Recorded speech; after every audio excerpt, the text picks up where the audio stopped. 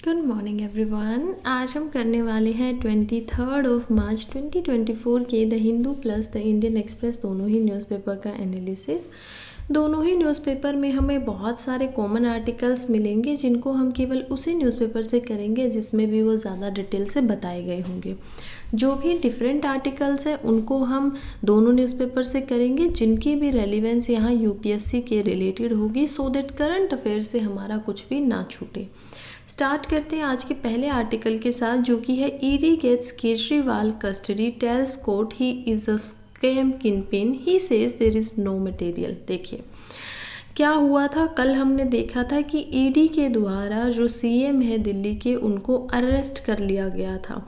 कारण बताया जाए तो बहुत सारे उनको समन्स भेजे, जब वो खुद नहीं आए तो कानून के तहत ईडी ने ऐसा किया। अब हम देखते हैं कि ईडी का बोलना है कि जो स्कैम हुआ है, कल के न्यूज़पेपर में बिल्कुल स्टार्टिंग की 5 मिनट के अंदर मैंने पूरा स्कैम आप लोगों को हिस्ट्री से समझाया है कि कैसे क्या था। यानी कि जो एक्साइज की लिकर पॉलिसी आई थी, एक बार छोटा सा रिवीजन, क्विक रिवीजन कर लेते हैं। तो जो पॉलिसी आई थी उसमें स्कैम हुआ था। स्कैम क्या हुआ था, 2021 में ये आती है, 2022 में इसको वापस से हटा दिया जाता है। इसमें बोला गया कि ये जो पॉलिसी लेकर आई थी दिल्ली गवर्नमेंट, जो कि शराब से रिलेटेड थी, जिसमें कि जो होलसेल के अंदर यहाँ पर प्राइवेट जो पार्टनर्स हैं उनको लेना चाहते थे पैसों के बदले में, इसी के अंदर 100 करोड़ का लगभग घोटाला हुआ। और इसी के अंदर यहाँ पर जो डिपार्टमेंट ऑफ एक्साइज के सीएम हम बोल सकते हैं, मिनिस्टर थे यहाँ पर दिल्ली के अंदर, जिनका नाम था मनीष सिसोदिया, उनको 2023 में गिरफ्तार कर लिया गया। अब वो बहुत समय से गिरफ्तार हैं, जेल के अंदर है, तिहाड़ जेल के अंदर। और अब जब बार बार यहाँ पर अरविंद केजरीवाल जो कि दिल्ली के सीएम हैं, उनको बार बार ईडी सम्मन भेज रहा था कि हमें आपसे बात करनी है, आ जाइए, तो वो कह रहे थे कि मैं बिज़ी हूँ, इलेक्शन का टाइम आने वाला है, तो मैं अभी के लिए नहीं आ सकता। सुप्रीम कोर्ट में भी यह बात की, दिल्ली के हाई कोर्ट तक ये बात भी पहुँची और उन्होंने भी बोला कि ठीक है, ऐसी कंडीशंस के अंदर क्या हो सकता है कि दिल्ली के जो सीएम है वो रुक सकते थे, लेकिन बहुत बार ऐसा हो चुका है कि उन्होंने सम्मन को डिक्लाइन कर दिया। इस वजह से अब उनको क्या करना पड़ेगा, मिलना पड़ेगा। ईडी जो है परमिशन लेके जाते हैं और इनको थर्सडे की शाम को क्या करते हैं, पकड़ लेते हैं। अब ये मामला फिर से पहुंचता है सुप्रीम कोर्ट के एक स्पेशल कोर्ट के पास में। देखिए पहले जो क्या हुआ था कि यहाँ पर जो केजरीवाल है सीएम जो है, वो सुप्रीम कोर्ट में अपील लगाते हैं कि उनको स्टे किया जाए, उनकी जो गिरफ्तारी है, लेकिन सुप्रीम कोर्ट उस मामले पे चर्चा करती उससे पहले ही वो विड्रॉ कर लेते हैं, यानी कि उस मामले को छोड़ देते हैं और चले जाते हैं स्पेशल कोर्ट के अंदर। अब ये स्पेशल कोर्ट क्या होता है, स्पेशल कोर्ट यहाँ पर जो है वो होता है फाइनेंस से रिलेटेड। सेंट्रल गवर्नमेंट प्लस जो यहाँ पर चीफ जस्टिस ऑफ इंडिया होते हैं, या फिर हम बोल सकते हैं हाई कोर्ट के जो जजेस होंगे, वो कोई भी सेशन कोर्ट या स्पेशल कोर्ट बना सकते हैं। अब ऐसा ही कुछ स्पेशल कोर्ट बनाया हुआ था prevention of money laundering act के तहत, जो कि 2002 में आता है। और क्योंकि यहाँ पर जो मुकदमा है वो भी मनी लॉन्ड्रिंग से है कि इन्होंने काला धन को कमाया और उसको वाइट बनाया, तो ये क्या होती है, मनी लॉन्ड्रिंग होती है। अगर मैं आपको बहुत सिंपल शब्दों में इसको समझाऊँ तो, वैसे तो मनी लॉन्ड्रिंग खुद में एक बहुत बड़ा टॉपिक है, लेकिन अभी के लिए इतना समझना ज़रूरी था। अब आप लोग सोचेंगे कि ये सब हो गया है, स्पेशल कोर्ट ने 10 दिन का रिमांड बोल दिया है। कहा है कि 10 दिन तक ईडी की जो गिरफ्त होगी उसके अंदर यहाँ पर सीएम रहेंगे। 28 मार्च तक का टाइम दिया है, क्योंकि ये 2 दिन पहले पकड़ा गया था, तो इसलिए 10 दिन जो है वो इसमें कंप्लीट माने जाएंगे। और पूछताछ जो होगी वो यहाँ पर सीसीटीवी के अंदर होगी, यानी कि ऐसा ना हो कि कोई भी गलत तरीके के साथ में उनके साथ में व्यवहार किया जाए या उनको मजबूर किया जाए किसी चीज़ के प्रति अपनी हामी भरने के लिए। इसी वजह से सुप्रीम कोर्ट ने जो पहले ही यहाँ पर कानून बनाए हुए हैं, गाइडलाइंस दी हुई हैं, उन रूल्स के अंदर ये साफ साफ है कि जो भी पूछताछ होगी वो सीसीटीवी में रिकॉर्ड होनी चाहिए, सो दैट जब चाहे कोर्ट उसको देख सके। चलिए अब आगे बढ़ते हैं, लेकिन उससे पहले समझते हैं कि ईडी होता क्या है। ईडी को समझने की से पहले देखिए, क्योंकि हम ईडी कई बार आ चुका है तो इससे हो सकता है कि सबसे पहले तो प्रीलिम्स में सवाल आ जाए, इसके अलावा इससे मेंस में भी सवाल आ सकता है। तो हम थोड़ा से इसके नोट्स के तरीके से इसको समझते हैं। ईडी की जो बना था ईडी, वो बनता है 1956 के अंदर ईडी को बनाया जाता है, यानी कि 1947 में ईडी जो होती है इन्फोर्समेंट डायरेक्टरेट, जो कि एक ऑर्गेनाइजेशन है इंडिया के अंदर, जो कि मिनिस्ट्री ऑफ फाइनेंस के अंदर डिपार्टमेंट ऑफ रेवेन्यू है, उसमें काम करता है, उसके अंदर इसको हेल्ड किया हुआ है। इसका जो काम है, इसको बनाया गया था तो तब बनाया गया था फॉरेन एक्सचेंज रेगुलेशन एक्ट के तहत। अब ये जो एक्ट था 1947 में आया था, और जो भी ट्रेड हमारा फॉरेन में किसी के साथ भी होता है उसको कैसे रेगुलेट करना है उससे ये निर्भर करता था, उसके लिए काम करता था। इस एक्ट का नाम अब बदल कर हो चुका है फॉरेन एक्सचेंज मैनेजमेंट एक्ट 1999। अब ये एक्ट इसमें आ गया है, और इन्फोर्समेंट डायरेक्टरेट का अभी भी यही काम होता है कि वो इस एक्ट के तहत यहाँ पर जितने भी हमारे फॉरेन एक्सचेंज होते हैं उन सारी चीज़ों के ऊपर नज़र रखें। दूसरा देखिए, ईडी जो होते हैं उनके 3 काम है बेसिकली। पहला क्या काम है उनका? पहला उनका काम होता है 3 कानूनों के ऊपर कार्यवाही करना। पहला कानून हम foreign exchange management act already देख चुके हैं 1999। दूसरा हम देखेंगे यहाँ पर prevention of money laundering act, जो कि हुआ था 2000 के अंदर। और तीसरा जो एक्ट है यहाँ पर वो कौन सा है? वो है फ्यूगिटिव। फ्यूगिटिव वर्ड का क्या मतलब होता है? अगर कोई भाग जाता है तो भगोड़े को यहाँ पर फ्यूगिटिव कहा जाता है, और जो इकोनॉमिक ऑफेंडर होके भाग जाता है उसको यहाँ पर फ्यूगिटिव इकोनॉमिक ऑफेंडर एक्ट 2018 के अंदर यहाँ पर माना गया। तो ये ऐसे 3 एक्ट है जिनके बाउंड्री के अंदर रहकर, जिनके सेक्शंस के ऊपर यहाँ पर इन्फोर्समेंट डायरेक्टरेट को काम करना होता है। अब हमने समझा कि ये आती कहाँ है, बनी कब थी ये, इसकी जो एस्टैब्लिशमेंट हुई थी वो हमने देखी कि इसकी एस्टैब्लिशमेंट हुई थी किसके तहत? फॉरेन एक्सचेंज रेगुलेशन एक्ट 1947 के तहत। Very good. आगे अब हम चलते हैं। अब हम समझते हैं कि इसका स्ट्रक्चर कैसे काम करता है। देखिए, जब हम स्ट्रक्चर की बातें कर रहे हैं तो हमें पता होना चाहिए कि ईडी जो है वो अलग अलग हिस्सों में बटा हुआ है। सबसे पहले जो इसका हेड क्वार्टर इसका होता है दिल्ली के अंदर। इसके अलावा ईडी के जो ऐसा नहीं है कि सिर्फ जैसे कि सीबीआई होता है या फिर जैसे नेशनल इन्वेस्टिगेशन एजेंसी है, तो ये सब सेंट्रल लेवल पे ज़्यादा है। ईडी जो होता है वो हेडक्वार्टर के लेवल पे है। उसके बाद हम देखते हैं कि ईडी रीजनल लेवल पे भी काम करता है। रीजनल से ये नीचे जाकर जोनल लेवल पर भी होते हैं, और जोनल से नीचे ये सब जोनल लेवल पर भी होते हैं। तो इस तरीके से ईडी का जो कंप्लीट स्ट्रक्चर है वो बना हुआ है। जब हम बात करते हैं रीजनल लेवल की, तो यहाँ पर 5 ऐसे रीजन्स हैं जहाँ पर ईडी के जो स्पेशल डायरेक्टर होते हैं वो काम करते हैं। सबसे पहले हमें दिल्ली का पता ही है, उसके बाद हम देखेंगे मुंबई एक इसका पार्ट है, थर्ड जो है वो चेन्नई है, फोर्थ यहाँ पर होता है आपका कोलकाता, एंड लास्ट को हम देखेंगे जो कि है चंडीगढ़। जोन्स की बात करें तो ईडी के यहाँ पर 11 जोन्स में बटा हुआ है इसका पूरा स्ट्रक्चर, जिसमें हम 11 के 11 को तो नहीं देखेंगे क्योंकि याद रखने की ज़रूरत भी नहीं है। हम 1-2 से देखते हैं, जैसे कि पुणे हो गया है, इसी में बेंगलुरु आता है, इसी के अंदर हम लखनऊ और कोची को देख पाएंगे। और यहाँ पर जब हम बात करेंगे सब जोनल लेवल पे, तो हमें पता चलता है कि 12 सब जोन होते हैं इसके अंदर। अब सब जोनल जो लेवल क्या होता है, यानी जोन से भी छोटे लेवल पर, तो सब जोनल में हम बहुत छोटे छोटे शहरों को देखेंगे, जैसे कि हम इंदौर को इसमें एज अ पार्ट पाएंगे। हम देख पाएंगे यहाँ पर नागपुर को, हम देखेंगे यहाँ पर इलाहाबाद को। इस तरीके से जो ईडी है वो काम कर रहा है। अब जब हेडक्वार्टर की बात करते हैं तो दिल्ली के अंदर जो हेडक्वार्टर है वो हेड किया जाता है स्पेशल डायरेक्टरेट के द्वारा।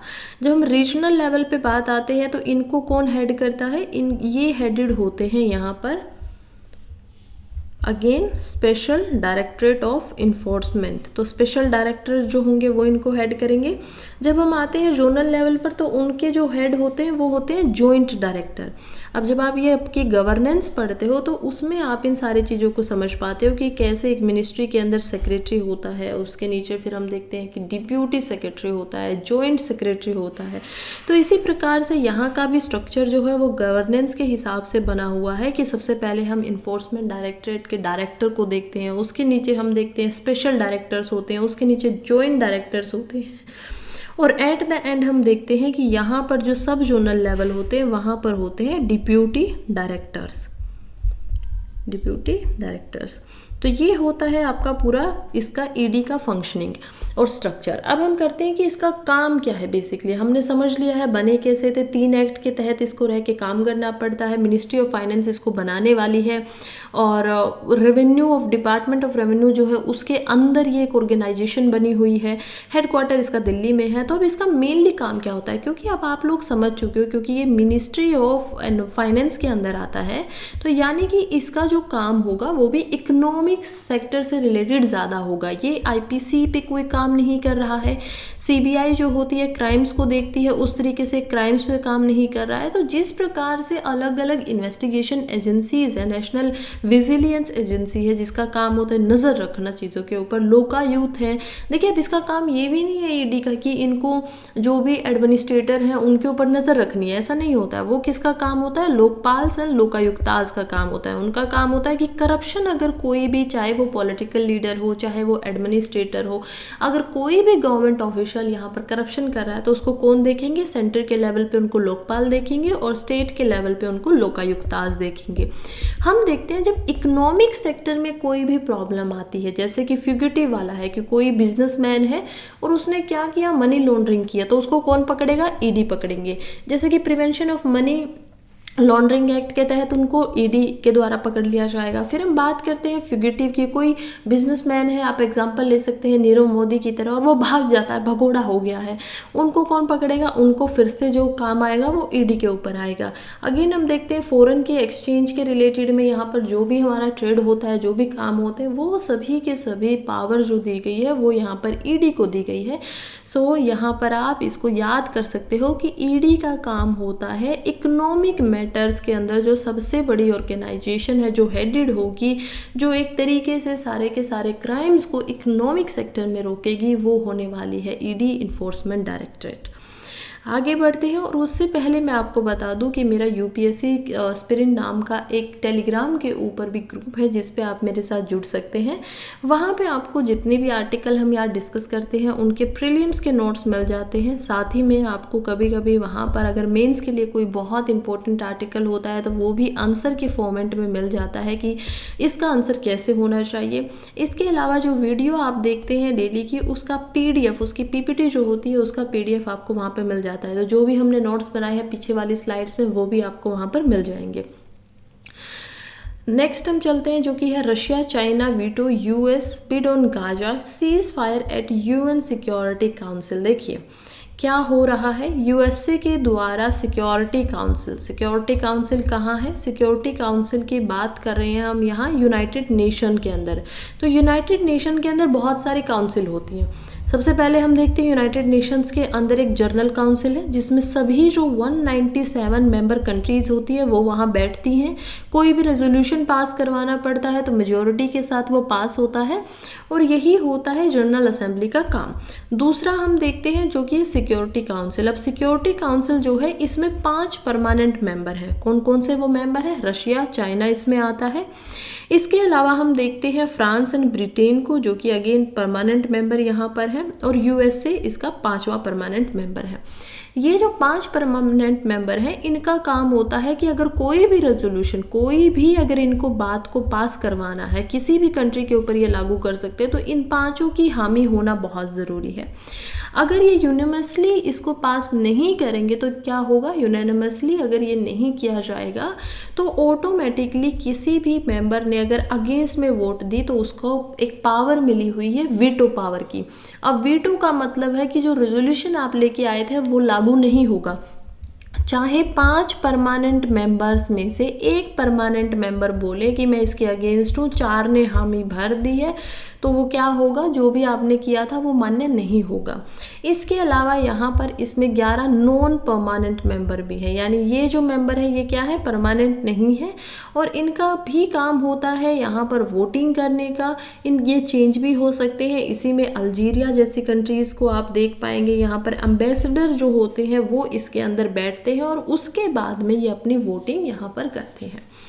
अब इतना समझने के बाद में हमें न्यूज़ के ऊपर आती है कि न्यूज़ क्या कह रही है। तो यूएसए एक रेजोल्यूशन को यहाँ पर प्रस्तुत करते हैं। रेजोल्यूशन के अंदर बोला गया था कि जो इजराइल वार कर रहा है गाज़ा के ऊपर, उसको कंप्लीटली सीज फायर कर देना चाहिए। सीज फायर क्या होता है, जो भी आप अटैक कर रहे हो उसको रोक दो, सीज कर दो। ये रेजोल्यूशन सामने पेश किया जाता है यूएसए के द्वारा, जो कि काफ़ी अजीब था, क्योंकि अभी तक क्या हो रहा था, ये चौंकाने वाली एक घटना थी, क्योंकि अभी तक यूएसए कई बार वीटो कर चुका था जब इजराइल को यहाँ पर वॉर के लिए स्टॉप किया जा रहा था, सीज फायर के लिए बोला जा रहा था, तो यूएसए खुद से बोल रहा था कि नहीं, ऐसा नहीं होना चाहिए। फिलहाल ये यूएसए के द्वारा ही इसको प्रेजेंट किया जाता है। इसके बाद में हम देखते हैं कि रशिया प्लस चाइना दोनों परमानेंट मेंबर इसके खिलाफ में, अगेंस्ट में वोट करते हैं। इसके अलावा अल्जीरिया जो है, जो कि नॉन परमानेंट मेंबर है, वो भी इसके खिलाफ में वोट करता है। अब ये प्रॉब्लम हो क्या रही है, देखिए क्या हो रहा है कि इजराइल ने ऑलमोस्ट ऑफ जो इतना भी गाज़ा है उसको ख़त्म यहाँ पर कर दिया, तबाह कर दिया है, एक तरीके से उस पर अटैक करके उसको अपने अंडर ले लिया है। लेकिन जो ओनली उसका सदर्न पार्ट जो बचा हुआ है, जो कि राफा है, अब ये राफा सिटी जो है वो इजिप्ट के भी कुछ पोर्शन के अंदर आती है, हम देख पाएंगे, और ऊपर यहाँ पर गाज़ा में भी आती है, तो दोनों का नाम इधर भी राफा ही है और हम देखेंगे कि गाज़ा में भी उसका नाम राफा ही रखा गया है। इसके अंदर सभी के सभी जो सिविलियंस थे उनको मूव करने के लिए बोला गया था। यहाँ पर बहुत ज़्यादा 10 लाख लोगों की पॉपुलेशन को ये होल्ड कर सकता है, लेकिन यहाँ पर उससे दुगने 3 गुना ज़्यादा लोग जाकर अभी फ़िलहाल के लिए बस गए हैं, क्योंकि नदन पार्ट में जो रहते थे, अब गाज़ा जो है वो एक स्ट्रिप की तरह बना हुआ है, इस तरीके से गाज़ा बना हुआ है। इसको 2 भागों में बांटा जा सकता है, ऊपर नदन पार्ट है, नीचे सदर्न पार्ट है। अब जो ये नॉर्थ पार्ट होता है, इसके अंदर लोग रहते थे, इसमें फुल्ली अटैक कर दिया गया, और जो ये साउथ पार्ट का जो ये लास्ट कॉर्नर है बॉर्डर का, ये है राफा सिटी। इसके अंदर यहाँ पे जितनी भी पॉपुलेशन थी इस पूरे भाग के अंदर, वो सारी पॉपुलेशन यहाँ पर जाकर इतने पोर्शन में बस गई। खैर अभी के लिए इतना ही हमें जानना जरूरी था। इसके ऊपर और एक बेहतरीन आर्टिकल आया हुआ है, उसमें हम देखेंगे कि यूएसए ने ऐसा कैसे किया, उसने अपनी साइड क्यों चेंज कर ली है, वो हम अब आगे पढ़ेंगे। नेक्स्ट आर्टिकल की तरफ बढ़ते हैं, जो कि है एलिगेशन अगेंस्ट केजरीवाल। देखिए अभी हमने जो ईडी के बारे में पढ़ा स्टार्टिंग में, उसी से रिलेटेड ये 2 आर्टिकल आए गए हुए हैं। एक आया है आपका इंडियन एक्सप्रेस में, दूसरा हम देखते हैं द हिंदू का आर्टिकल है। तो क्यों ना इनको मिलाकर ही पढ़ा जाए, क्योंकि इसी से हमारी जो अंडरस्टैंडिंग होगी टॉपिक की वो ज़्यादा बेहतरीन हो पाएगी। अब ये कह रहे हैं कि ईडी ने एक्चुअली में अभी तक जो दिल्ली एक्साइज स्कैम हुआ है उसके ऊपर क्या रोल बताया है अरविंद केजरीवाल का। दूसरा है कि एजेंसी जो है वो उनको अदर एक्यूज्ड के साथ में, जिनके ऊपर किसी और के ऊपर जो इल्ज़ाम लगाए जा रहे हैं, उनके साथ में लिंक कर रही हैं, जैसे कि बीआरएस की लीडर के कविता। देखिए के कविता जो है वो एक्चुअली में पूर्व जो तेलंगाना है उनके जो सीएम होते थे उनकी बेटी हैं। अब ये एक तरीके से लीडर है, काम कर रही हैं। ईडी का बोलना है कि इनकी जो अरेस्ट हुआ था के कविता का वो बहुत पहले हो गया था, 18 मार्च को हम देखते हैं कि इनको अरेस्ट कर लिया गया था, और उसी के बाद में इन्फोर्समेंट डायरेक्टर ने यहाँ पर सुप्रीम कोर्ट में जाके बोलते हैं कि अरविंद केजरीवाल जो है उनका लिंक ईडी कविता के साथ में भी है, और ये जो स्कैम पॉलिसी बनाई गई थी ये साउथ के साथ में ही स्कैम करने के लिए बनाई गई थी। कैसे स्कैम करना था कि यहाँ पर जो साउथ के बड़े बड़े लोग होंगे वो लोग क्या करेंगे, होलसेल के अंदर जो लिकर है उनको खरीद लेंगे, और इसके अलावा वो यहाँ पर आकर काम करना शुरू करेंगे, जिससे कि पैसा जो है वो दोनों में बट जाएगा, और जो पॉलिटिकल सपोर्ट होगा वो भी यहाँ पर मिलेगा। खैर ऐसा ईडी का बोलना है। ईडी ने ये भी बोला है कि केजरीवाल जो है वो एक्चुअली में कॉन्स्पिरेंसी के मुख्य जिन्होंने यहाँ पर प्लानिंग बनाई थी वो है, यानी कि ये क्या है, किंग सीन है, यानी कि क्या कर रहे हैं, पूरा का पूरा जो स्ट्रेटजी बनाई जा रही है, पूरा का पूरा जो भी यहाँ पर सब हुआ है वो एक्चुअली में अरविंद केजरीवाल के द्वारा ही किया गया था, ऐसा इनका मानना है। क्यों अरविंद केजरीवाल को अक्यूज किया जा रहा है? ये भी कह रहे हैं कि देखिए ये जो साउथ से उनको पैसा मिला है अरविंद केजरीवाल को, उस पैसे को उन्होंने इस्तेमाल किया गोवा के इलेक्शंस के अंदर में, जो भी उनके पोल्स हो रहे थे, कैंपेन कर रहे थे इलेक्शन के अंदर, वहाँ से वो लेकर कर रहे थे। Additional solicitor general SV Raju जो है वो ईडी के सामने अपीयर होते हैं कोर्ट में, और वो कहते हैं कि आप जो है वो एक बेनिफिशरी की तरह, यानी कि कंपनी की तरह है, और देखिए अगर गलती होती है तो जितने भी लोग इसमें इन्वॉल्व थे उन सभी की इसमें मिस्टेक मानी जा सकती है, बिल्कुल सही बात है, लेकिन किसी एक इंडिविजुअल पे इसको यहाँ पर लायबल नहीं किया जा सकता। तो इसी वजह से यही बात चल रही है कि कैसे अरविंद केजरीवाल सही में इतने बड़ा, जितना बड़ा उनके ऊपर इल्ज़ाम लगा है उसका मुख्यतः भाग वो है या नहीं है। इसके अलावा ये कहते हैं कि क्या एलिगेशन कनेक्शन क्या लगाया जा रहा है केजरीवाल और साउथ ग्रुप, यानी कि जो सदर्न इंडिया की पॉलिटिकल ग्रुप्स हैं उनके साथ में। तो जो ये सो कॉल्ड साउथ ग्रुप है, ये ग्रुप ऑफ इंडिविजुअल का है जो साउथ इंडिया से आते हैं, और ईडी ने क्लेम किया है कि ये लोग सिक्योर्ड अनहिबिटेड एक्सेस करना चाहते थे, अनड्यू फेवर्स कर रहे थे, ताकि ये जो होलसेल बिजनेस है मल्टीपल रिटेन जोन्स के अंदर वहाँ पर अपनी पकड़ बना सके, और इसी के लिए इन्होंने लगभग 100 करोड़ रुपए भी यहाँ पर आपके जो लीडर्स हैं, आम आदमी पार्टी के जो लीडर्स हैं उनको दिए। इनमें से एक मेंबर साउथ ग्रुप की के कविता भी है, जो भारत राष्ट्रीय समिति BRS की यहाँ पर लीडर है फिलहाल के लिए, और उनका भी ये मानना है कि उन्होंने जो अरविंद केजरीवाल हैं उनको यहाँ पर पैसे पहुँचवाए थे। उनके अरेस्ट के बाद में उन्होंने ऐसी बातें बोली है शायद ईडी को, इसी वजह से वो अरविंद केजरीवाल को यहाँ पर अरेस्ट कर लेते हैं। फिर हम देखते हैं कि प्रताप भानु मेहता इसमें क्या बोल रहे हैं। अब इनका थोड़ा सा जो स्टांस है वो काफ़ी अलग है। जो स्टांस अभी तक हमें पॉपुलर मीडिया हाउस से आ रहा है, ईडी की तरफ से दिखाई दे रहा है, सेंट्रल गवर्नमेंट की तरफ से दिखाई दे रहा है, तो ये इस चीज़ को एक्चुअली में एनालाइज कर रहे हैं। ये कह रहे हैं कि ऐसा क्यों हो रहा है, क्यों अरविंद केजरीवाल के ऊपर इतने ज़्यादा यहाँ पर क्वेश्चन उठाए जा रहे हैं, जबकि जो भी स्कैम से रिलेटेड 70 से 80% लोग उसमें इन्वॉल्व हैं, उन्होंने कभी भी इनका नाम लिया ही नहीं, उन्होंने बताया ही नहीं कि कभी उन्होंने डायरेक्ट इनसे डीलिंग भी की है। इतने परसेंटेज ऑफ पीपल जो एक चीज़ में इन्वॉल्व है वो कह रहे हैं कि उन्होंने कभी इनसे कभी डायरेक्ट कभी भी डीलिंग नहीं की है, कोई इनसे बात ही नहीं हुई है इस हिसाब से। तो फिर भी ऐसा क्यों हो रहा है, चलिए जरा इस पर नज़र डालते हैं। इनका बोलना है कि जो अरेस्ट हुआ है दिल्ली के चीफ मिनिस्टर अरविंद केजरीवाल का, वो फिलहाल में इंडिया की जो साइड है टायरनी को लेकर उसको दिखा रहा है। टायरनी क्या होता है कि आप अथॉरिटेरिज्म की तरफ ज़्यादा जा रहे हो। अथॉरिटी जो होती है, टायरनी यानी कि आप इसको एक तरीके से भी देख सकते हो कि एक ही इंडिविजुअल है जो अपना सब कुछ कर रहा है, दूसरों को वो पावर नहीं दे रहा है। एक ही इंसान के हाथ में ज़्यादा क्या है, पावर जब पहुंच जाती है। तो यहाँ पर जो टायरनी बोली जा रही है वो बोली जा रही है फिलहाल जो हमारे प्रेजेंट प्राइम मिनिस्टर हैं कि वो टायरनी यहाँ पर दिखा रहे हैं। वो कह रहे हैं कि पॉलिटिकली ये समझा जा सकता है कि इसके पीछे गवर्नमेंट के क्या मोटिव हो सकते हैं। क्या ये जो अरेस्ट है वो लोगों को अटेंशन को हटाने के लिए किया गया है, क्योंकि गवर्नमेंट का जो अभी इलेक्शन बॉन्ड्स निकल कर आए हैं और उससे जो खुलासे हुए हैं, क्या उसको उसकी नज़र को हटाने के लिए इसको किया जा रहा है। इसके ऊपर हम दूसरे तरीके से सोचें तो ये भी है कि क्या ये इंडिया की प्लूटोक्रेसी जो है उसकी इंक्रीज हो रहा है, उसको दिखा रही है। क्या ये एक लैक ऑफ कॉन्फिडेंस को दिखा रहे हैं, क्योंकि इतने सालों से यहाँ पर लगभग 10 साल से, एक डिकेड से प्राइम मिनिस्टर बने रहने के बाद भी देश की खुद की कैपिटल के अंदर यहाँ पर वो लोग नहीं जीत पा रहे, तो क्या सेल्फ कॉन्फिडेंस को दिखा रहा है। या फिर इन्होंने सवाल पूछे हैं कि यार रिजीम का जो एसेंशियल करैक्टर है, जो असली उनका चरित्र है फिलहाल जो पावर में है, या फिर ये उनकी तरफ दिखा रहा है। कह रहे हैं कि जो गवर्नमेंट है उन्होंने अपनी पूरी डोमिनेंस दिखा दी है केजरीवाल के ऊपर। और केजरीवाल क्या थे, देखिए कह रहे हैं कि कैसे गवर्नमेंट फ़िलहाल जो है वो एक्चुअली अपने अपोजिशन को बिल्कुल ख़त्म कर रही है, और अपोजिशन को ख़त्म करने में वो लगभग लागू भी हो गई है, क्योंकि उन्होंने बहुत सारे तरीक़ों से काम किया। पहला जो उनका था वो था नेहरूवियन सोशलिस्ट के खिलाफ में कि ये तो पुराने तरीके से काम करते हैं। दूसरा वो कहते हैं कि ये तो यहाँ पर काम नहीं करते थे, आलसी लोग थे, परेशान करते थे, और मैं जो आया हूँ वो बहुत ही रिवोल्यूशनरी हूँ, क्रांतिकारी टाइप में हूँ, जो देश को इस विपदा से बाहर निकालने आया हूँ।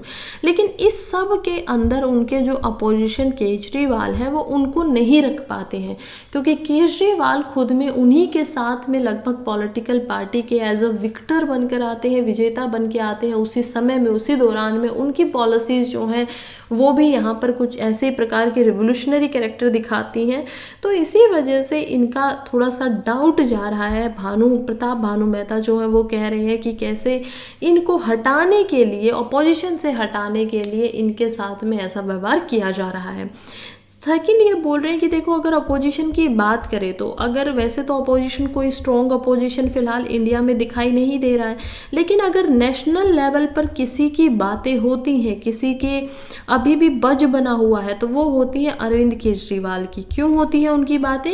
क्योंकि उनका दिल्ली का मॉडल जो है वो भी काफ़ी सक्सेसफुल हुआ है। लोग समझते हैं कि उनकी एबिलिटी जो है अटेंशन को अट्रैक्ट करने की वो दिखाई दे रही है। हालांकि अभी तक वो नेशनल लेवल पर कोई बहुत बड़ा काम नहीं कर पा रहे। 1 दशक उनको हो गया है और ऐसी चीज़ों के लिए समय भी लगता है इनके अनुसार। तो ये भी है, क्यूरियोसिटी है लोगों के अंदर आज भी कि दिल्ली का मॉडल जो बना हुआ है, चाहे वो एजुकेशन से रिलेटेड हो, चाहे वो स्पोर्ट्स से रिलेटेड हो, तो उस पर कैसे काम किया जा सकता है। थर्ड हम देखेंगे कि आइडियोलॉजिकली, यानी कि जो विचारधारा है वो भी ट्रबल यहाँ पर हो रही है।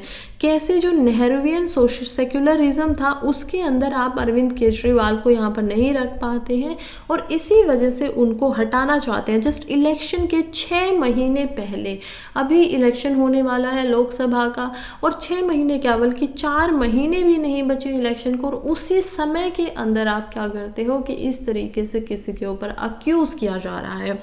ईडी को भी इसमें अक्यूज़ किया जा रहा है। कहा जा रहा है कि कैसे अगर ईडी का हम डाटा निकालते हैं तो हमें पता चलता है 1947 में आज तक लगभग 5,500 केस ऐसे हैं जिनसे ईडी काम कर रहे थे। उन 5,500 केसेस में से जो सज़ा मिली है आज तक वो कितनों को मिली है? केवल और केवल 23 लोगों को। और वो 23 लोगों के हिसाब से हम देख पाएंगे कि 0.5% का भी रेशो यहाँ पर नहीं निकल पाता है, जो कि एक काफ़ी बड़ी बात है।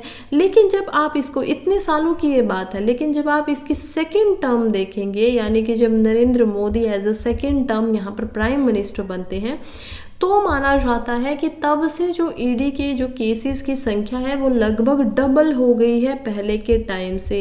तो ये इल्ज़ाम लगाया जा रहा है कि कैसे इनको एज अ सेंट्रल के लिए, अपने अपोजिशन को हटाने के लिए गवर्नमेंट इस्तेमाल किए जा रही है बार बार। तो यही बात है कि इंडिया का जो डेमोक्रेसी है काफ़ी कठोर शब्दों का यहाँ पर प्रताप भानु मेहता इस्तेमाल करते हैं और कहते हैं कि डेमोक्रेसी इंडिया की हिल रही है। जो लोग इस वहम में जी रहे हैं कि कैसे वो आज भी गणतांत्रिक और लोकतांत्रिक देश का एक हिस्सा है, जरा उनको अपनी आंखें खोलनी चाहिए, आसपास जो भी हो रहा है उसके ऊपर विचार करने चाहिए। नेक्स्ट आर्टिकल की तरफ बढ़ते हैं, जो कि हमारे लिए बहुत इंपॉर्टेंट हो जाता है जीएस पेपर 2 में। प्रीलिम्स के लिए तो इम्पोर्टेंट है ही, इसके अलावा हम देखेंगे कि मेंस के अंदर जीएस पेपर 2 में ये इंटरनेशनल रिलेशंस में काफ़ी अहम भूमिका रखता है। क्या आर्टिकल है? हमारे जो प्राइम मिनिस्टर हैं वो भूटान में चले गए थे फ्राइडे को। भूटान की कैपिटल थिम्पू के अंदर वो वहाँ के जो मोनार्क है उनके साथ, किंग यानी कि उनके फादर के साथ में दिखाई देते हैं। वो वहाँ पर स्पीच देते हैं, मिलते हैं, और इसी के साथ में जो भूटान को असिस्टेंस दिया जाता था, जो मदद दी जाती थी 5,000 करोड़ रुपए की 2019 से लेके 2024 तक, अब उसको बढ़ा दिया गया है। अब उसको 10,000 करोड़ कर दिया गया है। और ये इतना बड़ा जो अमाउंट दिया जा रहा है, इतनी बड़ी जो पॉलिसी बोली जा रही है, कुछ लोगों ने इस पे सवाल किया है कि जब मॉडल कोड ऑफ कंडक्ट निकल कर आ जाता है इलेक्शन से पहले, तो तब जो प्रेजेंट गवर्नमेंट है वो कोई भी अनाउंसमेंट नहीं कर सकती है। तो ये ऐसे कैसे कर रही हैं? इसमें यहाँ पर बोलना है कि इन्होंने इलेक्शन कमिश्नर जो है उनसे परमिशन पहले ही ली थी, और अब इनको, क्योंकि ये जो एक अच्छा रिलेशनशिप है भूटान के साथ में, हमारी जो स्टेट लगती है हमारे लिए इम्पोर्टेंट है, तो इसी वजह से हम उनको दिखा रहे हैं। खैर, इसी विजिट के अंदर इनको भूटान के हाईएस्ट ऑनर, यानी कि जो सबसे बड़ा उनका अवार्ड होता है, उससे नवाजा गया है, जो कि है द्रुक ग्यालपो। और कोविड में जो यहाँ पर इन्होंने मैनेज करने में भूटान की मदद की थी, उसी रोल को देखते हुए इनको इस अवार्ड से नवाजा जा रहा है। भूटान पहली बार किसी फॉरेनर को इस अवार्ड से नवाज रहे हैं। अभी तक उन्होंने इस अवार्ड को किसी भी बाहर के किसी भी पॉलिटिकल लीडर को किसी को भी नहीं दिया था। तो वो इंडिया के जो उन्होंने असिस्टेंस की है, जो उन्होंने मदद की है ज़रूरत के समय में, उसी को ध्यान में रखते हुए इस अवार्ड से उनको नवाजा जा रहा है। क्योंकि ये हमारे लिए बहुत इम्पोर्टेंट है, तो क्यों ना हम भूटान को थोड़ा सा इंटरनेशनल रिलेशंस के हिसाब से रिवाइज कर लेते हैं। तो देखिए, कंट्री जो है भूटान की, वो 3 मेजर रीजन्स के अंदर यहाँ पर बसी हुई है। सबसे पहले हम देखेंगे कि जो साउथ ऑफ हिमालयाज की फुटहिल्स के साथ में है, इसके अलावा इसका जो सदर्न बॉर्डर है वो द्वार्स के साथ लगता है, और थर्ड जो तराई द्वार सवाना ग्रासलैंड वगैरह है, वो बहुत ही नैरो पोर्शन दिखाता है भूटान के subtropical and tropical alluvial flood plains के अंदर। सब ट्रॉपिकल और ट्रॉपिकल क्या होता है, हमें पता है। हमारी अर्थ जो है वो इस तरीके से बनी हुई है। 0 डिग्री पे हमारा इक्वेटर होता है, ऊपर हम 23.5 डिग्री के ऊपर ट्रॉपिक ऑफ कैंसर को देख पाएंगे, और नीचे हम ट्रॉपिक ऑफ कैप्रिकॉर्न को देख पाते हैं। ये जो पूरा का पूरा एरिया है, इसी को बोला जाता है ट्रॉपिकल या फिर सब ट्रॉपिकल। सब ट्रॉपिकल क्या होगा कि यहीं पे तक कोई है तो वो सब ट्रॉपिकल हो जाएगा, और ट्रॉपिकल हो जाएगा जब वो दोनों ट्रॉपिक्स के बीच में आ जाता है। तो हम देखते हैं कि यहीं से जो गंगा ब्रह्मपुत्र लो लैंड है, इंडो गंगेटिक प्लान के फूड फ्लड प्लान्स जो है वो भी भूटान के अंदर देखने को मिलते हैं। इसके नॉर्थ के अंदर जो लैंड है वो उठा हुआ है, और इसी वजह से ऊपर की तरफ हम इससे तिब्बत देख पाएंगे, सब हिमालयन की कुछ रेंजेस हैं उनको देख पाएंगे। किंगडम में बहुत सारी माउंटेन्स है, बहुत सारी क्या है, पहाड़ हैं। वर्ल्ड के अंदर सबसे ज़्यादा जो पहाड़ियाँ और चोटियाँ हैं वो भूटान के अंदर ही मिलती हैं, जो कि 1000 से 3000 मीटर हाई की रेंज के अंदर होती है। 1000 मीटर की भी हो सकती है, 3000 मीटर की भी वो हो सकती हैं। काफ़ी हाई माउंटेन रीजन लाई करते हैं साउथ के अंदर, जो कि तिब्बत है, और बहुत सारी अननेम्ड जिनका नाम नहीं है, जिनको मैप पे नहीं किया गया है, जिनके ऊपर कभी चढ़ाई नहीं की गई है, वो सब चोटियाँ यहाँ पर देखने को मिलती हैं। इसके अलावा जो ग्रेट हिमालयन रेंज है वो भूटान का हाईएस्ट माउंटेन भी वहाँ पर है, जो कि है 7570 मीटर का, जिसका नाम है गंगसान पहनुम, और जिसको इसी वजह से हाईएस्ट माना जाता है क्योंकि अभी तक इसके ऊपर किसी ने भी चढ़ाई नहीं की है। ऐसा नहीं है कि ये सबसे हाईएस्ट है, सबसे ऊंचा है। सबसे ऊंचा कौन है? माउंट एवरेस्ट है, हमें पता है, जिसकी हाइट है 8488 मीटर की, और ये कितनी हाइट पे है? गंगसर पेंसुन, ये है 7570 पे। लेकिन क्योंकि माउंट एवरेस्ट की चढ़ाई हो चुकी है, तो इसी वजह से ये वो है जिसको अभी तक किसी भी ह्यूमन के द्वारा क्लाइम नहीं किया गया है, और वर्ल्ड की सबसे हाईएस्ट अनक्लाइम्ड माउंटेन का इसको दर्जा दिया गया है। पॉपुलेशन की बात करें तो भूटान में लगभग 7.5 लाख लोग रहते हैं। साउथ एशिया की ये सबसे कम, सबसे लीस्ट पॉपुलेश कंट्री जो है वो मानी जाती है। कैपिटल इसकी थिम्पू है। लैंग्वेज इसमें दजोखा बोली जाती है, जो कि ऑफिशियल लैंग्वेज है। इसके अलावा तंगशाला, नेपाली, दजाला, केंग और ईस्ट बोधिश लैंग्वेज भी इसमें बोले जाती हैं। मेन सिटीज़ जो थिम्पू इसकी कैपिटल सिटी के होने के साथ साथ में इसकी जो वेस्ट बैंक थिम्पूचू रिवर है, इसी वजह से इनको जितनी भी सिटीज़ वहाँ पर आती है उनको बोला जाता है। फुलोंग सोलोंग जो है वो भी इंडियन भूटान के बॉर्डर के ऊपर में है। नेशन की ये financial and industrial trading capital है। पारो एक शहर है जो कि एक हिस्टोरिक टाउन है, और उसके अंदर बहुत सारी धार्मिक साइट्स को भी आप देख पाएंगे, जगहों को देख पाएंगे, जो कि नेशनल म्यूजियम ऑफ भूटान जो है वो भी इन्हीं के अंदर मिलता है। पारो जो शहर है उसी के अंदर वो पाया जाता है। पुनाखा एक गांव है, पुनाखा दजोंग, जो कि 17वीं सदी के एक फोर्ट्रेस की वजह से जाना जाता है। यहाँ पर एक महल बना हुआ है 17वीं सदी का, जो कि पूना, तशांग और मूचू रिवर्स के बीच में है। और यहाँ पर जो किंग सुमेर का पैलेस है वो अब एक रॉयल म्यूजियम की तरह रखा गया है। गैलेपू फिर से एक शहर है जो कि 3rd लार्जेस्ट टाउन है इस पूरे के पूरे किंगडम के अंदर, जो सरपांग डिस्ट्रिक्ट के अंदर है। Central south of country, India के बॉर्डर के साथ में ये लगता है। समद्रुप जोंकर एक अनदर भूटनीज बॉर्डर टाउन है साउथ ईस्ट में कंट्री के, जो इंडिया की असम स्टेट के साथ में लिखता है, और इसी वजह से ये हमारे लिए प्रीलिम्स के पॉइंट ऑफ व्यू से इम्पोर्टेंट हो जाता है।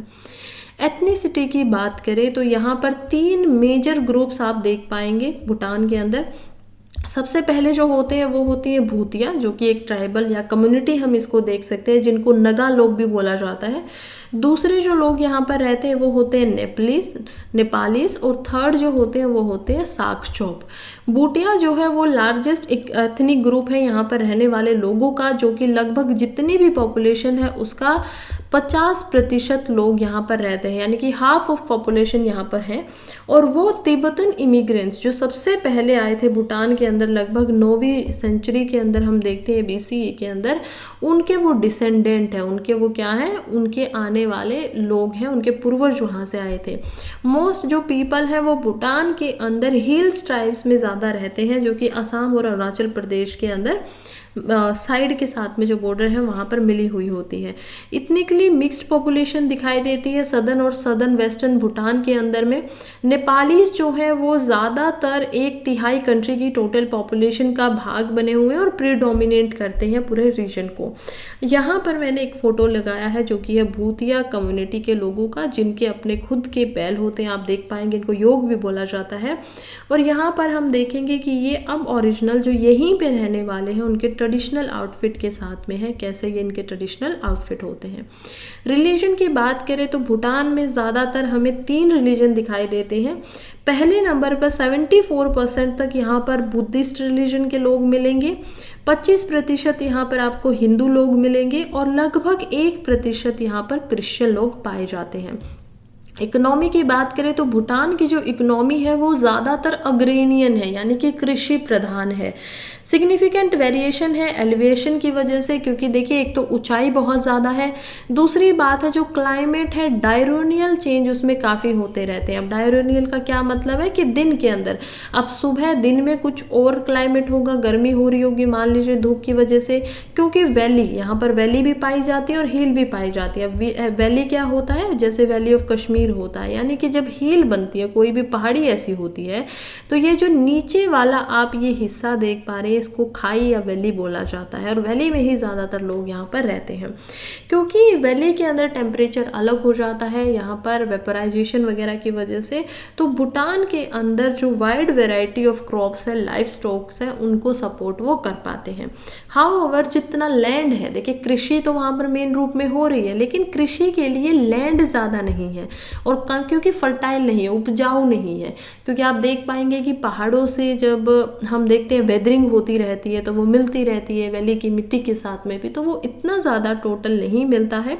पुअर सॉइल है, काफ़ी एडवर्स क्लाइमेट होते हैं यहाँ पर, तो लार्ज जो लैंड एरिया है वो फॉरेस्ट से कवर हुआ है, वहाँ पर ग्रास लैंड ज़्यादा है, तो इसी वजह से फर्टाइल वैली जो है वही सिर्फ यहाँ पर कल्टीवेट की जाती है। मेन प्रायोरिटी जो हो भूटान के डेवलपमेंट से लेकर वो भी कंट्री में इसकी ज्योग्राफिकल आइसोलेशन को देखते हुए ही लाई गई थी। भूटान जो है अभी के लिए क्या करते हैं, एक्सटर्नल असिस्टेंस लेते हैं इंडिया से, वर्ल्ड बैंक से, यूनाइटेड नेशन से, एशियन डेवलपमेंट बैंक से, ताकि वो अपने आप को एज अ डेवलप कंट्री बना सके।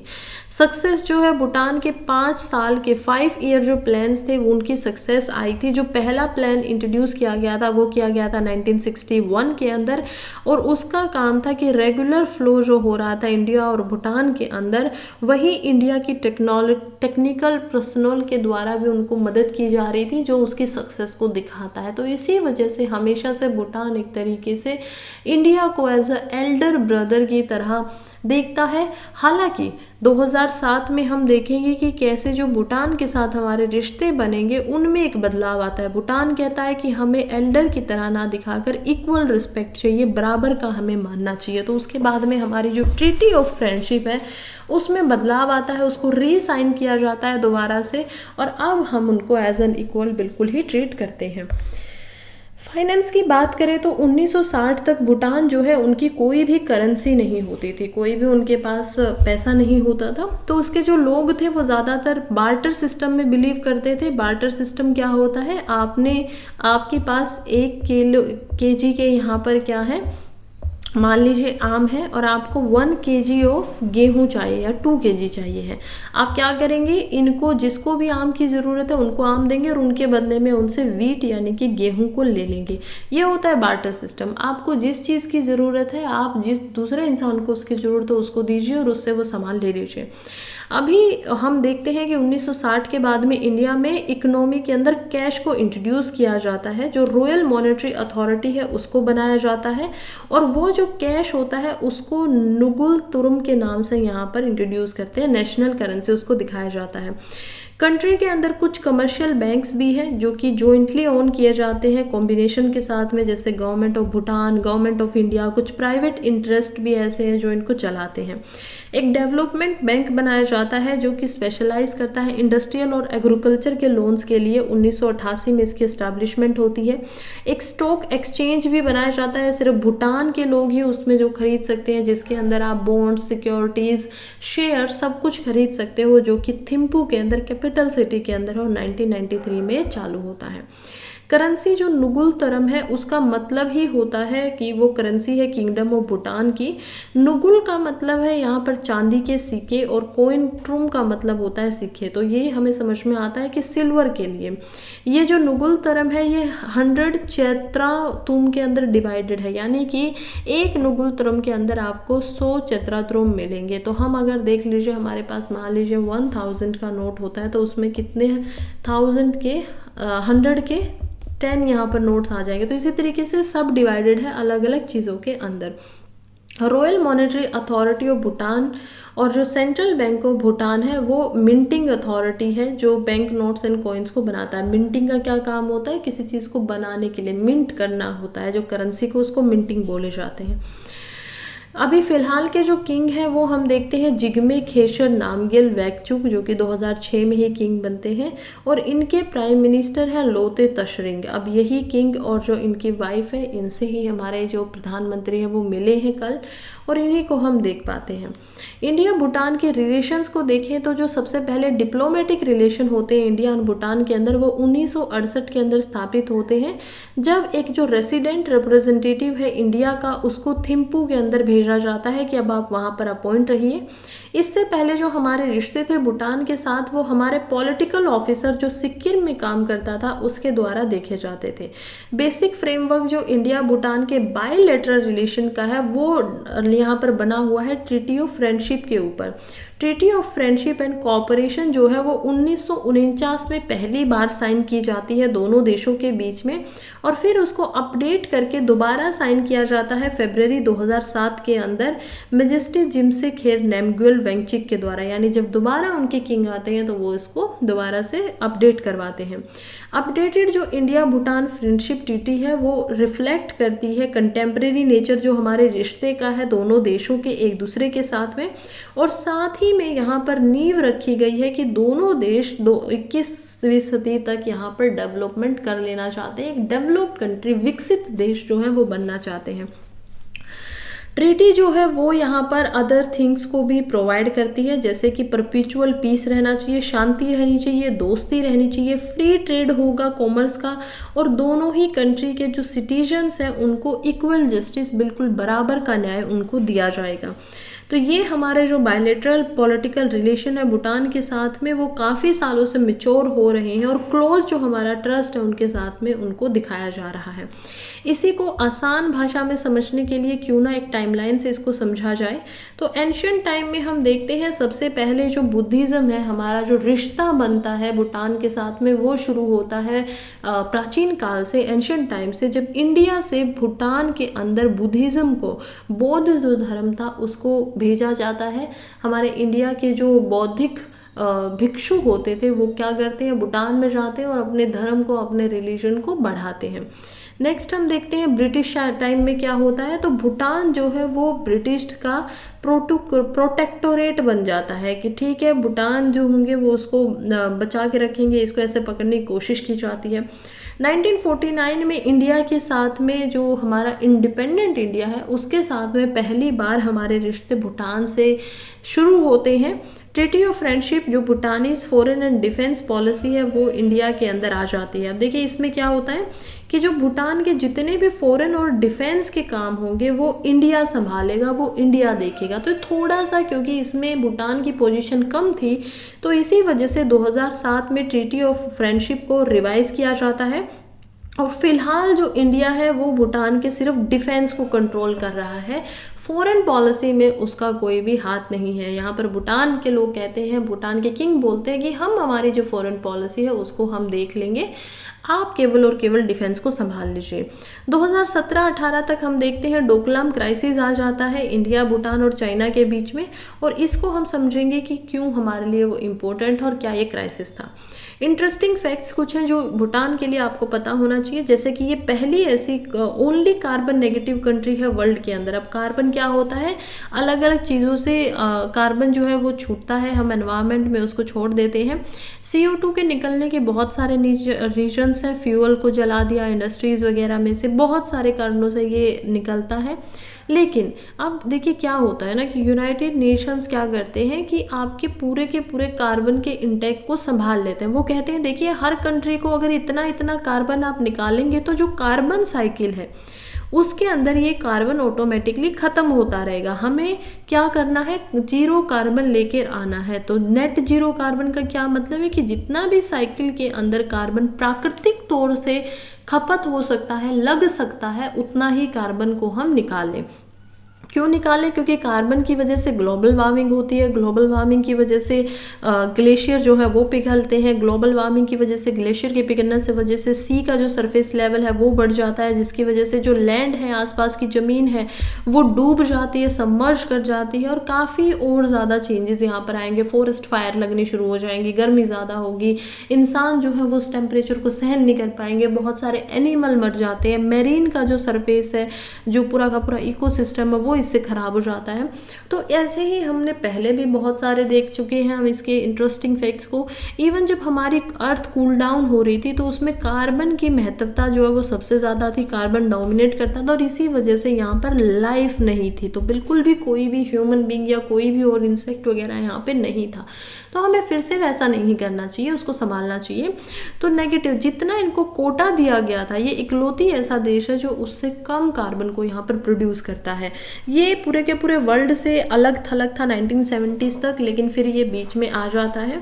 दूसरी बात, भूटान के अंदर कोई भी ट्रैफिक लाइट्स नहीं होती है। किंग जो है वो थ्रोन ऑफ डेमोक्रेसी जो होते हैं उसको एब्डिक्ट करते हैं। हैप्पीनेस प्रीवेल होती है GDP के ऊपर, कि ग्रोस डोमेस्टिक प्रोडक्शन जो है वो बेशक चाहे कम ही हो, लेकिन जो हैप्पीनेस इंडेक्स होना चाहिए वो सबसे ज़्यादा होना चाहिए। और इसी वजह से वर्ल्ड में सबसे ज़्यादा जो HDI होता है, ह्यूमन डेवलपमेंट इंडेक्स होता है, उसमें भी हम देख पाएंगे कि हैप्पीनेस इंडेक्स के अंदर भूटान जो है वो फर्स्ट नंबर पे आता है। भूटान एनवायरनमेंट को लेकर बहुत प्रोटेक्टेड है, तो ये नो टू प्लास्टिक कहते हैं। एजुकेशन और जो हेल्थ केयर है वो सभी के सभी सिटीजन्स के लिए फ्री दी जाती है। भूटानीज जो है वो अपने होमलैंड को ड्रुक यूल बोलते हैं, जिसका मतलब होता है लॉर्ड ऑफ द ड्रैगन। इसी वजह से जो आप ये फोटो देख पाएंगे इस पर भी आप ड्रैगन को देख पाएंगे, क्योंकि यही भूटान के जो फ्लैग है उसके ऊपर सिंबल बना हुआ है, यानी कि भूटानीज क्या कहते हैं, ये जो ड्रैगन है उसको यहाँ पर मानते हैं। फिर हम देखेंगे कि किसी को भी मार देना ऑब्वियसली वहाँ पे इलीगल है। हम देखेंगे कि इंडिया और भूटान के रिलेशन में ऐसे क्या क्या कॉमन ग्राउंड है। तो इंडिया में ऑब्वियसली बुद्धिज़्म जो है वो हमारा स्टेट रिलीजन होने के नाते एक काफ़ी स्टेट रिलीजन हम नहीं बोलेंगे उसको, क्योंकि India is a secular country, लेकिन इंडिया के अंदर क्योंकि वो एक स्टेट रिलीजन रहता था एंशियंट टाइम में, अशोका के टाइम में हम देख पाएंगे, तो उसके तब वो वहाँ पर जाता है और तभी से हमारे कॉमन ग्राउंड खुल जाते हैं। उसके अलावा इंडिया और भूटान दोनों ही सार्क जो कंट्री है उनके मेंबर है, जिसमें अफगानिस्तान, पाकिस्तान, इंडिया, नेपाल, भूटान, बांग्लादेश, इन सारे के सारे कंट्रीज़ को हम देख पाते हैं। उसके अलावा जो बीमस्टेक है उसमें भी भूटान को आप एज अ मेंबर पाएंगे, जिसमें India, Nepal, Bhutan, Bangladesh, Myanmar, Thailand, Sri Lanka, ये सब अपना अपना भाग बना रहे हैं। उसके अलावा हिस्टोरिकल बैकग्राउंड अगेन कि फॉरेन पॉलिसी एंड डिफेंस के लिए जो गाइड्स बनते हैं सबसे पहले ब्रिटिश बनते हैं 1910 में, उसी के बाद 1949 में जब ब्रिटिश चले जाते हैं ट्रीटी ऑफ फ्रेंडशिप के बाद में इंडिया इस पर टेक ओवर कर लेता है कि अब जो फॉरेन पॉलिसी और डिफेंस होगी उसको मैं संभालूंगा। और 2007 में इसमें अमेंडमेंट आता है और हम फॉरेन पॉलिसी को इससे हटा देते हैं, केवल और केवल डिफेंस को रखते हैं। ज्योग्राफिकल सिग्निफिकेंस इसकी बहुत ज़्यादा है क्योंकि ऊपर हम देखेंगे चाइना है, नीचे हम देखेंगे इंडिया है, इधर सिक्किम का भाग हमारा जो है वो बॉर्डर लगता है और इसी के बीच में यहाँ पर डोकलाम प्लेटू हुआ। अब जो डोकलाम क्राइसिस क्या हुआ था कि चाइना यहाँ तक अपना रोड बना रहा था। अब ये जो रोड है चाइना अपनी टेरिटरी में बना रहा है, लेकिन ये इसको इंडिया से इतना नज़दीक कर देता है कि जो हमारा चिकन नेक कॉरिडोर है, चिकन नेक कॉरिडोर क्या है हमारा, ये हम देख पाएंगे छोटा सा, बहुत छोटी सी जगह है नॉर्थ ईस्ट तक जाने के लिए।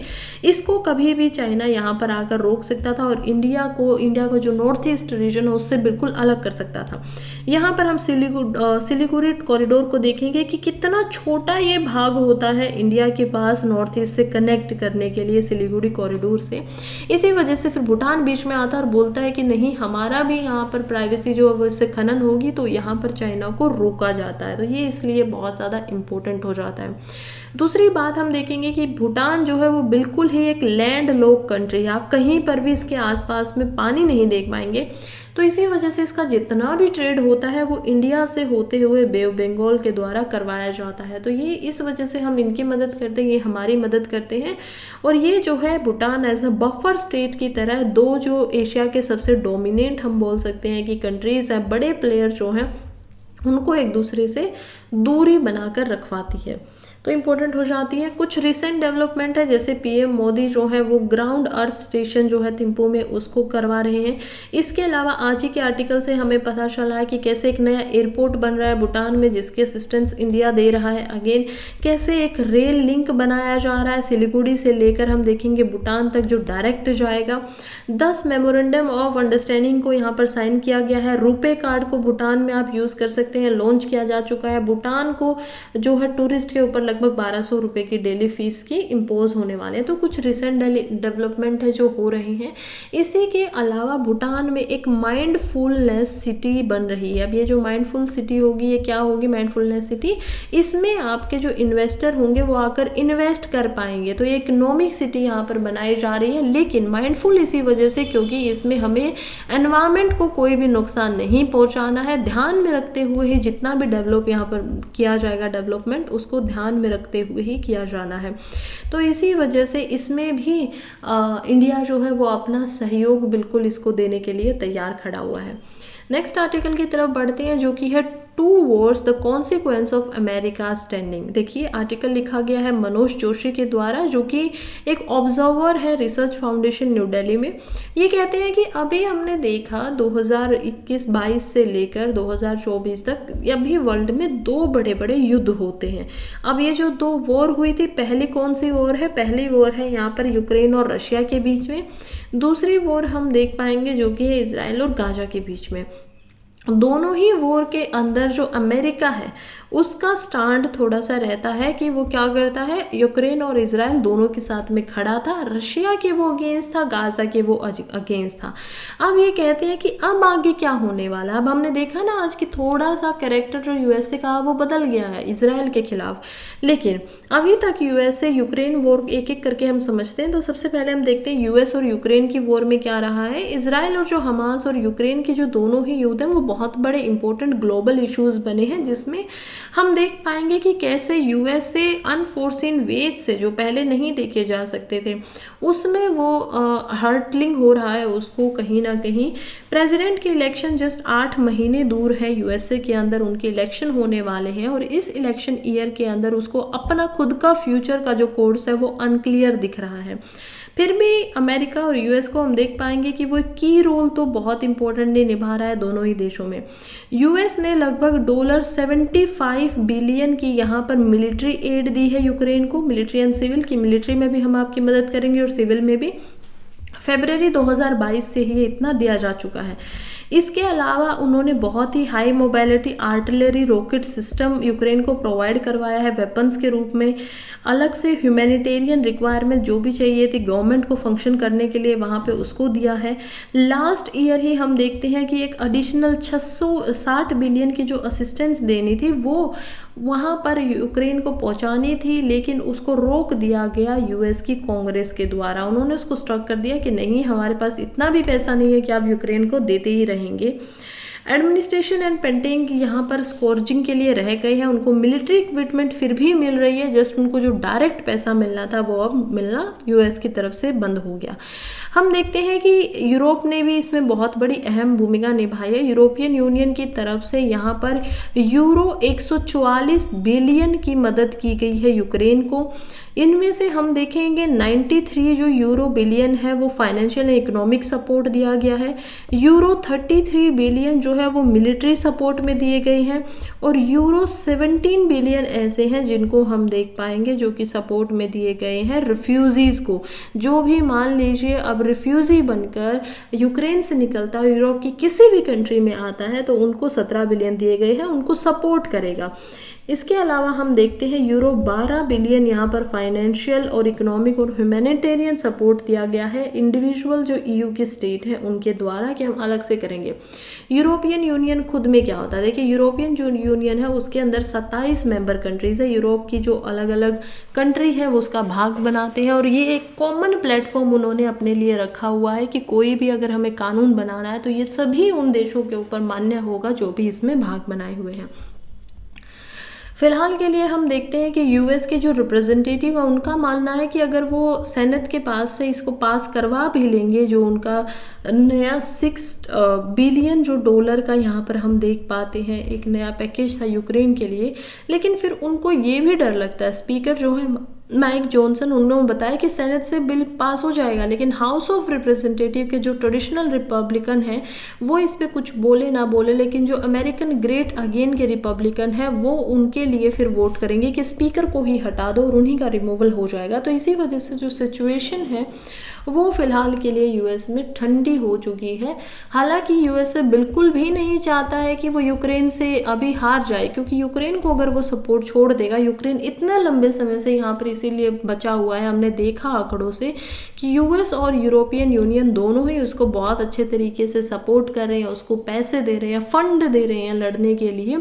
लेकिन अगर यूएस से अब इससे पीछे हट जाता है, यूएस इससे हार जाता है, तो उसकी हार मानी जाएगी रशिया के सामने एक हार, और ये एक बहुत बड़ी चीज़ है जो यूएस ऑब्वियसली नहीं लेना चाहेगा। इसी वजह से हम देख सकते हैं कि शायद इजराइल से वो पीछे हट जाए, क्योंकि गाज़ा से तो क्या ही हार और क्या ही बात चलनी है, लेकिन अगर रशिया से, जिससे हमेशा से ही हम देख पाएंगे यूएस का एक प्रॉब्लम है, एक कोल्ड वॉर, और जो वॉर है वो हमेशा से ही इन दोनों कंट्रीज़ में चल रही है, 70-80 साल इसको हो चुके हैं, और अब जो वो इतनी बड़ी डिफीट अगर मान लेता है कि जिसके सपोर्ट में वो खड़ा था उस कंट्री को वो बचा नहीं पाए, तो ये डायरेक्टली उनका जो पॉलिटिकल स्ट्रक्चर है, जो एक स्ट्रॉन्ग हम देख पाएंगे कि एक कंट्री की तरह वो खुद को दिखाते हैं, वो उनका ढह जाएगा पूरे के पूरे विश्व के सामने, और ऐसा होते हुए ऑब्वियसली यूएस जो है वो नहीं चाहेगा। इजराइल के केस में देखते हैं तो बहुत सारी जो बैकिंग है वो यूएस की तरफ से इजराइल को की जा रही थी अभी, क्योंकि बहुत सारा डिस्ट्रॉय हो चुका है गाजा, तो इजरायली फोर्सेस अभी भी थ्रेटन कर रही है कि वो जो कॉर्नर स्ट्रिप है राफा का उसको भी ख़त्म करेंगे। लेकिन मिस्टर बाइडन जो कि अभी यूएस के फिलहाल के प्रेसिडेंट हैं, उनका बोलना है कि देखिए ये इसमें ऐसा मत कीजिए, ये क्रॉसिंग द रेड लाइन हो जाएगा, कि आपने जो रेड लाइन बनाई थी यूएस की तरफ से उसको क्रॉस कर दिया है, क्योंकि इसमें बहुत सारे इनोसेंट लोगों की जान जाएगी, कैजुअलिटीज़ जो हैं वो यहाँ पर बहुत सारी होगी। और इसका कारण क्या है, इसके कारण अगर हम देखें तो कारण ये माना जा रहा है कि इजराइल के जो यहाँ पर हम देखते हैं कि प्राइम मिनिस्टर हैं बेंजामिन नेतान्याहू, वो सिर्फ और सिर्फ अपने पॉलिटिकल सर्वाइवल के लिए इसको कर रहे हैं, कि उनका जो पॉलिटिकल सर्वाइवल है राजनीतिक, वो इस चीज़ में बचे रह सके, राजनीति के अंदर रह सके, वो इसलिए उसको कर रहे हैं। इवन जो यूएस के हम देखेंगे कि स्पीकर हैं जो कि खुद एक यहाँ पर ज्यू हैं, वो भी इसके खिलाफ है और उनका बोलना है कि जो सेक्युलर ज्यू हैं यहाँ के यूएस के अंदर जो रहते हैं, उनका शर्म से इन्होंने मुंह जो है वो नीचे करवा दिया है बेंजामिन में, क्योंकि वो जो कर रहे हैं वो बिल्कुल भी ना किसी ज्यू के लिए ठीक है अब फिलहाल में, और ना ही किसी इनोसेंट पैलेस्टीन के लोगों के लिए ठीक है। तो ये गलत बात है। इसी वजह से यूएस जो है वो अपने पैरों को थोड़ा पीछे खींच रहा है इजराइल के सपोर्ट से, और इसी वजह से अभी जो रेजोल्यूशन भी हम देख पाएंगे वो भी क्या था कि कंप्लीट सीज फायर की जाए, पूरा का पूरा इसको रोक दिया जाए।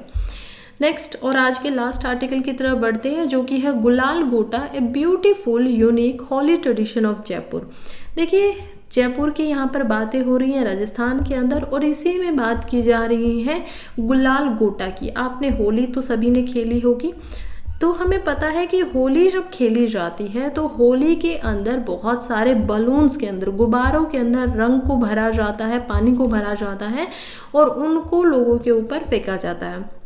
इसी ट्रेडिशन का जो ये पुराना हिस्सा है ये लगभग 400 साल पहले शुरू हुआ था, जिसका नाम था गुलाल गोटा। लेकिन इसमें फ़र्क क्या है, गुलाल जो गोटा है वो कोई गुब्बारा नहीं होता है, ये लाख से बनता है। लाख, बिल्कुल सही सुना है आपने, जो कि चूड़ियाँ बनती थी पहले औरतों की, उसी लाख से ये बनाया जाता है। इसकी सराउंडिंग होती है और इसके अंदर जो ड्राई गुलाल होता है उसको भरा जाता है। अब इस पे लोग एक दूसरे के ऊपर इसको फेंकते हैं और जब वो फटता है तो उससे ड्राई गुलाल, उससे जो सूखा गुलाल होता है वो निकलता है और पूरे हवा में गुलाल ही गुलाल हो जाता है जहाँ पर भी लोग इसका इस्तेमाल कर रहे हैं।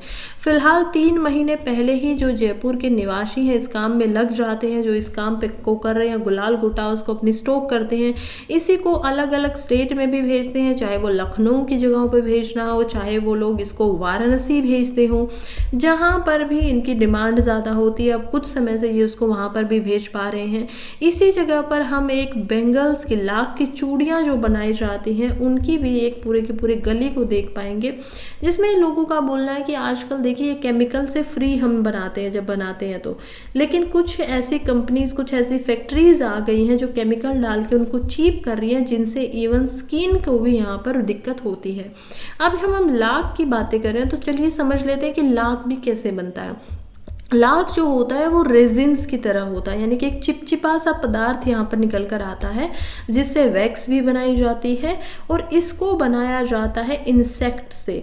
तो इंसेक्ट, पर्टिकुलर इंसेक्ट है लाख के नाम से ही, उन्हीं को इसमें लिया जाता है और लगभग 3 लाख इंसेक्ट को जब उबाला जाता है, मार दिया जाता है, उनमें से हम देखेंगे लगभग 1 किलो लाख यहाँ पर बनता है। तो काफ़ी ज़्यादा मैं बोलूँगी कि बहुत सारे इंसेक्ट्स को बलि देनी पड़ती है ताकि हम चूड़ियाँ पहन सकें या खेल सकें।